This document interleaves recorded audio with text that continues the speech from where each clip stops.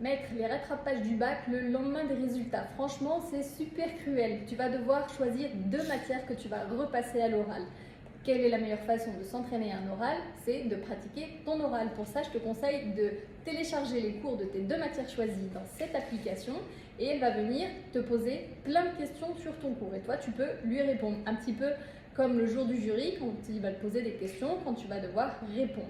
Pour le choix de tes 2 matières, je te conseille des matières où il y a des forts coefficients. Je te conseille des matières où tu as eu des notes basses, où tu es sûr de pouvoir améliorer. Si tu as eu un 3 en philo et que tu es nul en philo, tu ne vas pas choisir de repasser cette matière, par exemple. Ensuite, comment ça se passe? Le jour de ton épreuve, tu vas rentrer dans la salle, tu auras 20 minutes de préparation pour faire ton brouillon, préparer ton sujet. Ensuite, tu as 10 minutes où tu vas exposer ton sujet à ton jury et tu auras 10 minutes de questions-réponses avec le jury. À la différence du grand oral, tu n'auras pas 2 jurys mais seulement 1.